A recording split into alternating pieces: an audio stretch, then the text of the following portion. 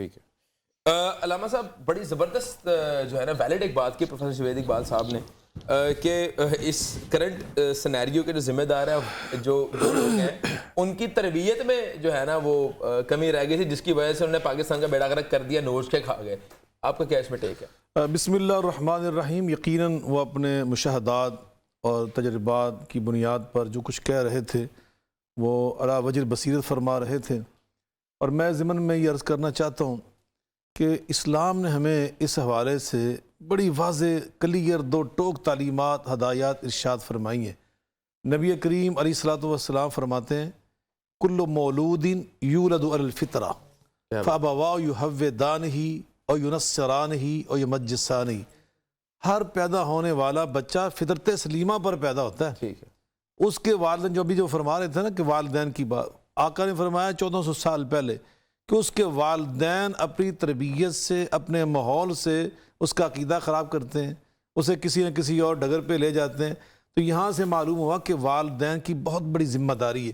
کلکم Ryan و کلکم مسئول عن رعیتہ. آقا فرماتے تم میں سے ہر ایک اس حوالے سے ذمہ دار ہے اولاد کی تربیت کے حوالے سے. میں اس حوالے سے ایک بات کہتا ہوں، بڑی یہ سوچ سمجھ کے ایک جملہ کہنا چاہتا ہوں کہ اسلام کی اگر ہم تعلیمات پڑھیں تو ثابت ہوتا ہے کہ اولاد کی تربیت کرنا یہ زندگی کی عادت نہیں ہے جس کو ہم معمول کہتے ہیں، روٹین کہتے ہیں. یہ فرض ہے. یہ تو غیر مسلم بھی کرتے ہیں اپنی اولاد کی تربیت اپنے نقطہ نظر سے.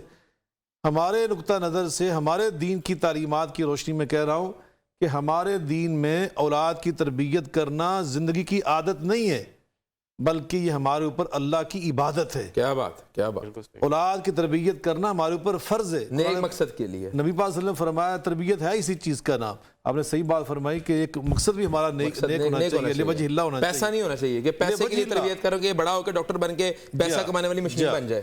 یا ایھا الذین آمنوا قوا انفسکم واہلیکم نارا وقودها الناس والحجارہ علیہ ملائکۃ غلاظ شداد لا یعصون ما امرهم. تو نبی پاک قرآن میں اللہ نے حکم دیا ہے والامر للوجوب، اور جب اللہ کا حکم آ جائے نا اور قرینہ صارفہ وہ موجود نہ ہو تو وہ عمل ہمارے اوپر فرض ہو جاتا ہے. اللہ نے اولاد کی تربیت کرنے کا ہمیں یہاں پہ حکم دیا ہے، تو ہمارے اوپر اولاد کی تربیت کرنا فرض ہے.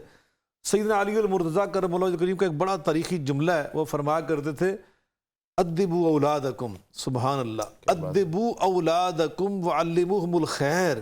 اپنی اولاد کو آداب زندگی سکھاؤ اور انہیں خیر کی تعلیم دو. نبی کریم علیہ السلام کو اسوہ مبارکہ ہمارے سامنے، آپ نے کس طرح اپنی اولاد کی اور اولاد کی آگے اولاد کی بھی تربیت کر کے دکھائی. حضرت امام حسن رضی اللہ تعالیٰ عنہ بہت چھوٹے تھے، نبی پاک صلی اللہ علیہ وسلم کے ساتھ کھیلتے تھے، نبی پاک سے تعلیم حاصل کرتے، تربیت حاصل کرتے تھے. نبی پاک صلی اللہ علیہ وسلم دنیا سے تشریف لے گئے، امام حسن بڑے ہوئے، نوجوان ہوئے. تو ایک دن صحابہ کرام نے ان سے عرض کیا کہ نانا جان جب دنیا سے چلے گئے تھے آقا علیہ الصلوۃ والسلام، آپ تو بہت چھوٹے تھے، تو آپ کو نبی پاک کی نانا جان کی باتیں یاد ہیں؟ فرمایا مجھے بہت ساری باتیں یاد ہیں. ہم جو دعائے وطر پڑھتے ہیں یہ بھی امام حسن نے روایت کی ہے نا نبی پاک صلی اللہ علیہ وسلم سے. تو انہوں نے فرمایا کہ مجھے یاد ہے کہ ایک دن میں نانا جان کے ساتھ گزر رہا تھا، کھجوروں سے بھرے ہوئے مٹکے تھے جہاں سے ہم گزر رہے تھے، تو میں نے 2 کھجوریں اٹھا کر مٹکے سے اپنے منہ میں ڈال لی، تو میرے آقا رک گئے.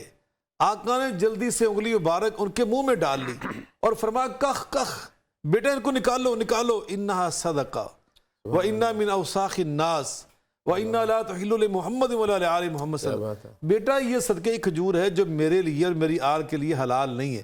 اندازہ لگائیں میرے آقا نے بچپن میں امام حسن کی تربیت کس چیز پہ کر رہے ہیں؟ حلال و حرام کے فرق پر. آقا فرماتے مروا اولادکم بالصلاۃ وہم ابناء 7. جب تمہاری اولاد بیٹا بیٹی 7 سال کی عمر کو پہنچ جائیں تو ان کو نماز کی تعلیم دیں. ان الصلاۃ تنہی عن الفحشاء والمنکر، وہ برائیوں سے بچ جائیں گے، بے حیائی سے بچ جائیں گے. نماز کے اندر اتنی تاثیر قوت.